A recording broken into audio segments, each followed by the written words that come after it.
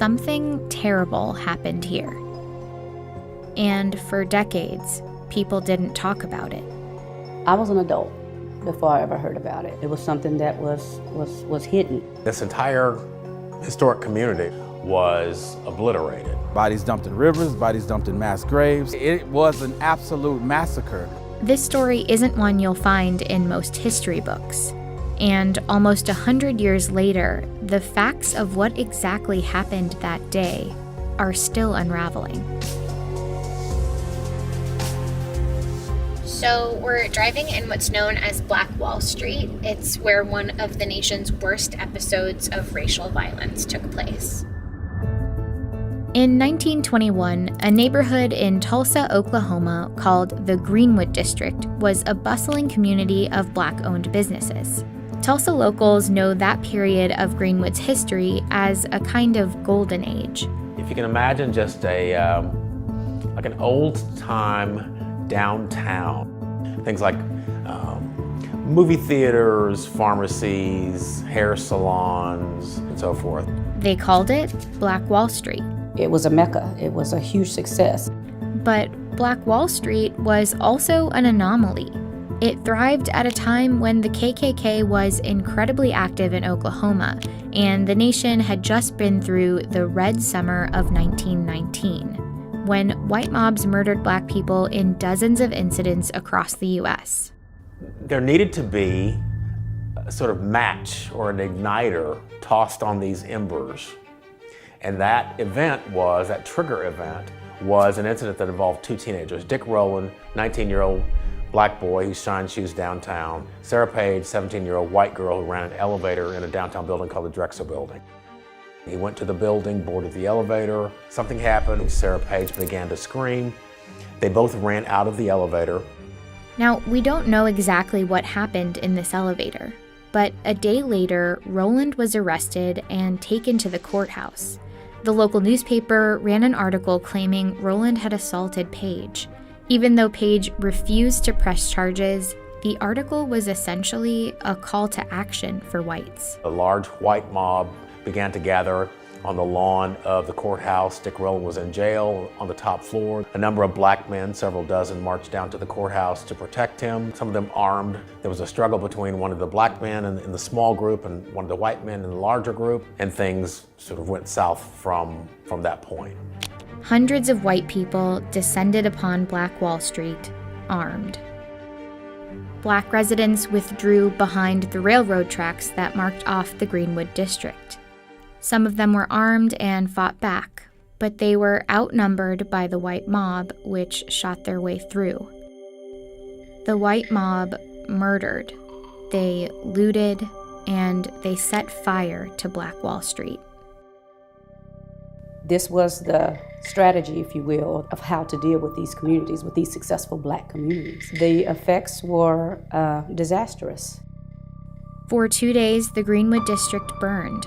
Martial law was declared, and the National Guard was brought in. By the time the massacre ended, Greenwood was in ruins. More than 1,200 homes were destroyed, and 35 blocks burned. The exact number of casualties is harder to pin down. Some initially only reported that white people died. Others reported somewhere between 30 and 100 mostly Black casualties. But estimates now put that number closer to 300. As for those that survived, thousands of them lived in tent cities in the months that followed, and were left to pick up the pieces of rubble they once called home. After the massacre, the cover-up started. Records went missing from city files, including the very article that started it all.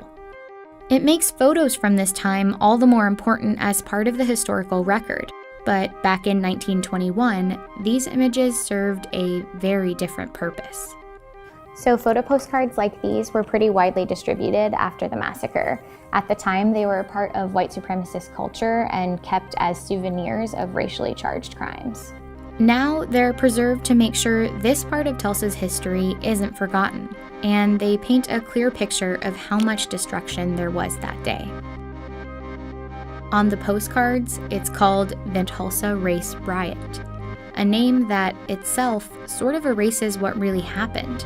By calling it a riot, it's a way of trying to rewrite the history, assuming that there were both sides at fault, and that was not the case. I call it a massacre, and I call it that because that's what it was. Greenwood eventually rebuilt, but nearly a century later, there's a part of this story that still haunts the city. No one actually knows where the victims' bodies are. We got to find our people. We got to put them at rest. If not, we continue to be haunted by what was done so many years ago. Kevin Ross, a local writer, is one of many in Tulsa descended from people who lost everything in the massacre. So in this cemetery, there are only 2 official victims of the Tulsa Race Massacre. Right. How many victims do you think there are? After all these years, I think 300 is putting it mild. In 1997, the city finally put together a commission to study the massacre and help piece together what happened in 1921. They compiled records and eyewitness accounts. Bullets were just raining down over us. They set our house on fire and went right straight to the curtains and set the curtains on fire. These accounts are especially important now because none of these survivors are alive anymore. And they also provided new information. Some mentioned trucks, like this one, loaded with victims of the riot. One riot witness in particular came forth testifying that he saw bodies being dumped in Oaklawn Cemetery. This is it. This is the area.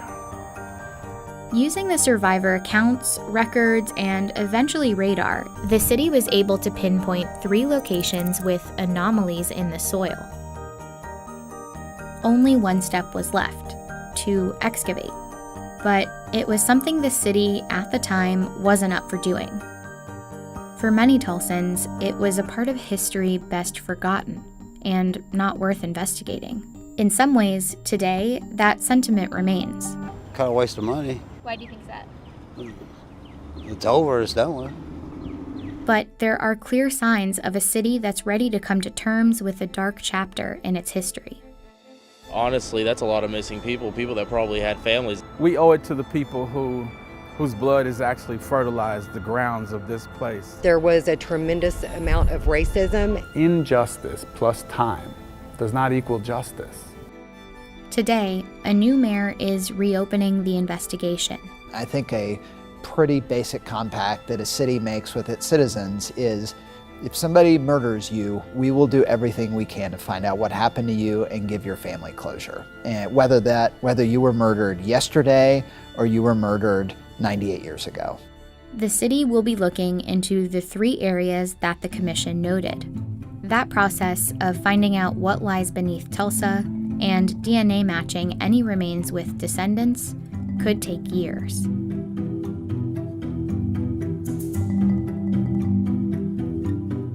The investigation is just one part of a bigger historical reckoning, but the reality is it can't undo the crimes or the cover-up of the 1921 Tulsa Race Massacre.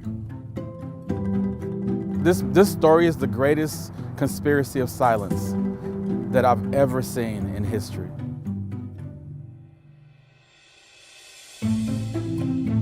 Thanks for watching. If you haven't already heard, we've launched a paid membership program called the Video Lab. For a monthly fee, subscribers get access to tons of special features. Becoming a member is the best way to support our work, so head on over to vox.com/join to sign up. See you there.